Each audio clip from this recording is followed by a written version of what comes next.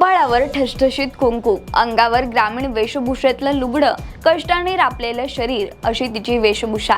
तिच्याकडे पाहिल्यानंतर ती गावातली साधी बाई वाटते, पण ती कोणी साधी सुधी बाई नव्हती, तर आपल्या तिन्ही मुलांपैकी 2 मुलांना शिकून कलेक्टर, आयुक्त, प्रशासनातील सर्वोच्च पदावर बसवणारी पॉवरफुल माता होती। एका ऊसतोड कामगाराच्या घरात जन्म झालेल्या आणि तशीच पार्श्वभूमी असलेल्या महाराष्ट्रातील बीड जिल्ह्यातील ताडसोना या छोट्याशा गावातील ही प्रेरणादायी कहाणी आहे, जी प्रत्येक आईच्या सामर्थ्याची जाणीव करून देते। हीच कहाणी आजच्या व्हिडिओच्या माध्यमातून जाणून घेऊयात। नमस्कार, मी हर्षदा आणि तुम्ही पाहताय .com महाराष्ट्र।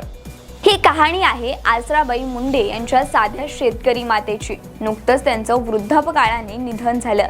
IAS अधिकारी तुकाराम मुंढे आणि अशोक मुंडे यांच्या त्या मातोश्री होत्या। आसराबाई मुंढे यांनी अत्यंत साध्या परिस्थितीत शेती करत आणि अनेक अडचणींना सामोरे जात आपल्या मुलांना शिक्षणाचं महत्त्व शिकवलं।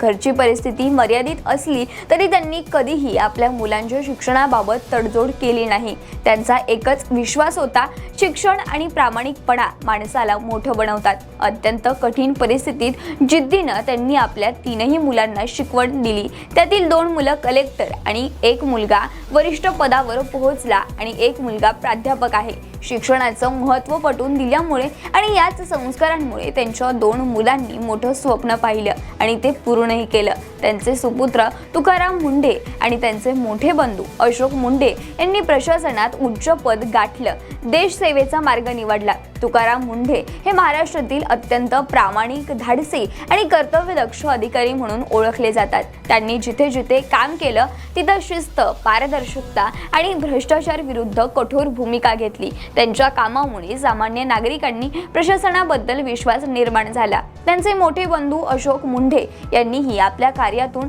आईच्या संस्कारांचा मान राखत प्रशासनात उल्लेखनीय योगदान दिलं।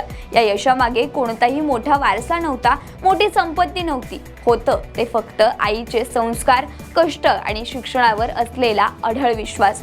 आसराबाईंची ही कहाणी एकच शिकवण देते, परिस्थिती कितीही कठीण असली तरी आईचे कष्ट, योग्य संस्कार आणि शिक्षणावर विश्वास असेल तर कोणतंही स्वप्न अशक्य राहत नाही। शेवटी या धाडसी मातेला भावपूर्ण आदरांजली। अशाच कहाण्यांसाठी पाहत रहा .com महाराष्ट्र।